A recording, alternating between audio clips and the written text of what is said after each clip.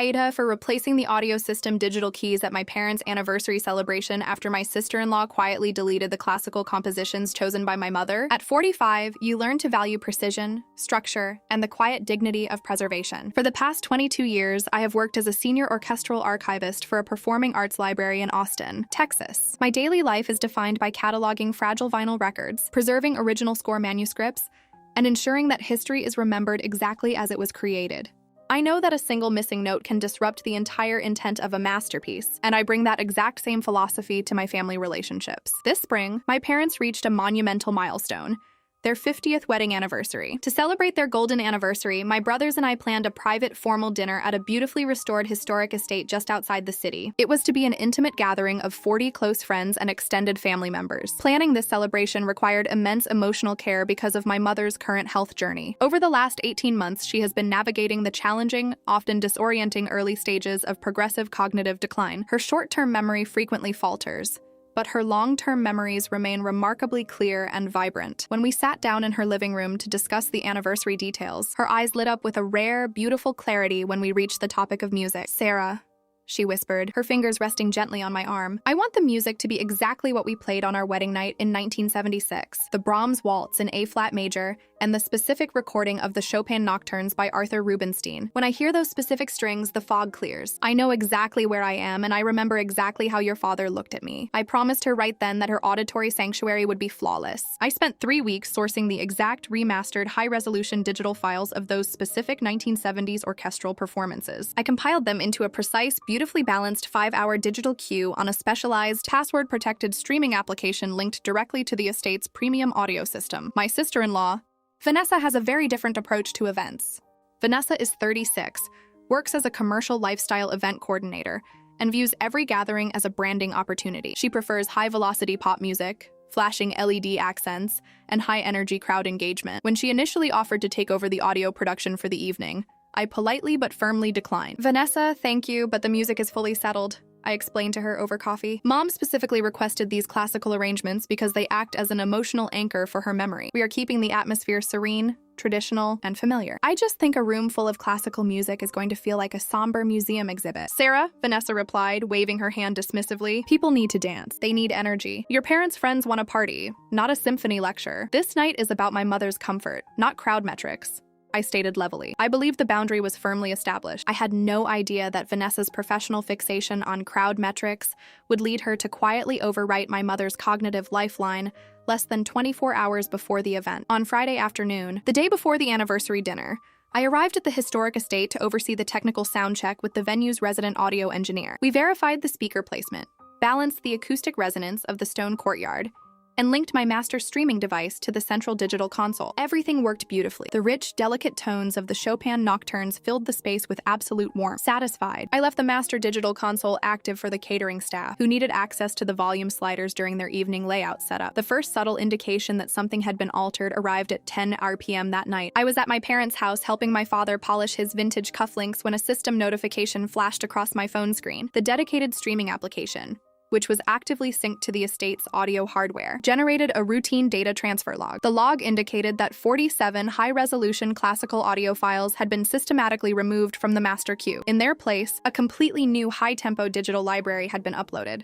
I scrolled through the fresh entries in absolute disbelief. The Brahms waltzes and Rubinstein recordings were entirely gone. The new playlist was titled Golden Years High Energy Mix and consisted entirely of loud, bass-heavy 1980s synth-pop, modern club remixes, and high-tempo dance tracks completely unsuited for the elegant, quiet evening my parents expected. I checked the administrative access history on the application backend. At exactly 8:42 p.m., a device matching Vanessa's personal tablet had utilized the estate's shared technical Wi-Fi password to bypass the external volume controls, gain entry to the master queue, and wipe my mother's selections. I did not initiate an emotional family text thread, nor did I call my brother to create a late-night domestic scene. I remained completely calm, treating the situation with the precise systematic response of an archivist protecting a compromised file. The next morning at 8 a.m., I drove directly back to the venue. I sat down with the resident audio engineer, pulled up the administrative access logs, and pointed to the unauthorized alterations. "We need to implement a total system lockdown," I told the technician calmly.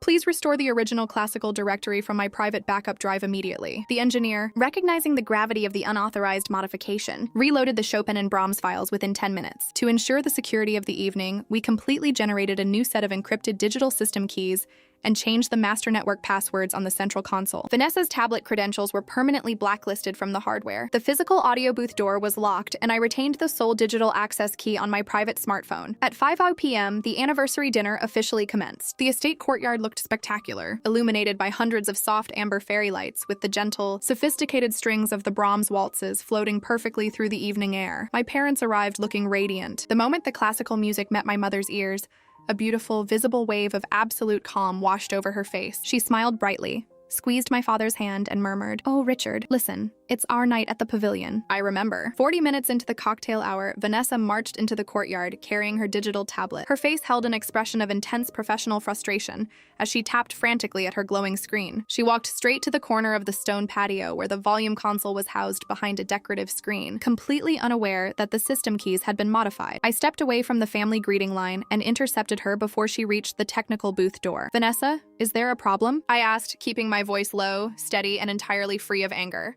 "Sarah, the venue's audio network is completely malfunctioning," Vanessa whispered sharply, her eyes darting anxiously around the room. "My master streaming application keeps flashing an access denial code. I spent 3 hours last night curating an incredible high-tempo playlist to get these older people moving after dinner, and right now the system is completely locked on this depressing classical loop. I need you to tell the engineer to drop the security firewall so I can launch the transition mix." "The system isn't malfunctioning, Vanessa," I replied levelly, looking her directly in the eyes. "The original classical directory was restored this morning, and the network credentials were changed. Your access keys have been permanently removed." Vanessa's expression shifted instantly from professional frustration to absolute self-righteous indignation. "You locked me out of the console? Sarah, that classical music is putting the entire room to sleep. I am a professional event coordinator. I know how to pace an evening. Your mother's music choices are outdated, and frankly, she isn't even going to remember what played by tomorrow morning." I was trying to save this celebration from being an absolute bore. The utter lack of empathy in her words caused a profound, quiet stillness to settle in my chest.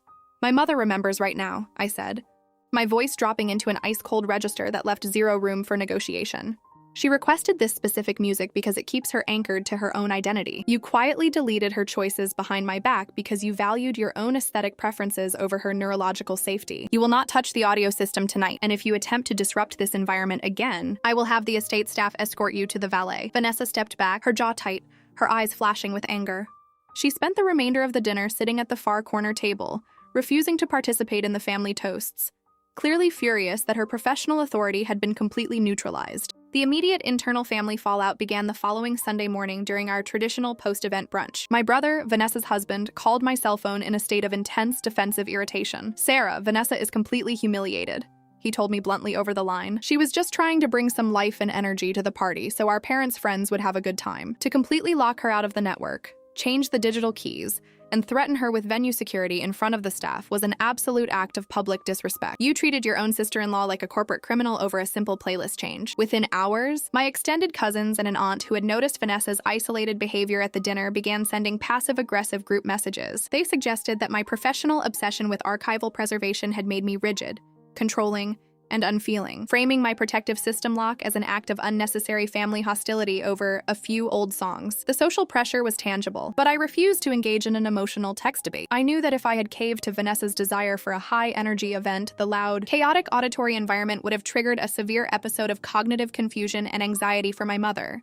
permanently ruining her experience of her own golden anniversary. I stood my ground, keeping my focus entirely on the objective success of the evening. It is now Sunday evening, and a beautiful, profound quiet has completely settled over my parents' home. I am currently sitting on the back porch with my father, watching the sunset over the Texas hills. Inside the living room, my mother is resting peacefully in her favorite armchair. The vintage 1970s Chopin recording is playing softly from the record player, filling the house with a serene, comforting warmth. Before I began packing my bags to head back to my own apartment, my father reached over and placed his hand over mine, his eyes glistening with deep, quiet gratitude. "Sarah, last night was the greatest gift you could have ever given your mother," he said softly, his voice thick with emotion.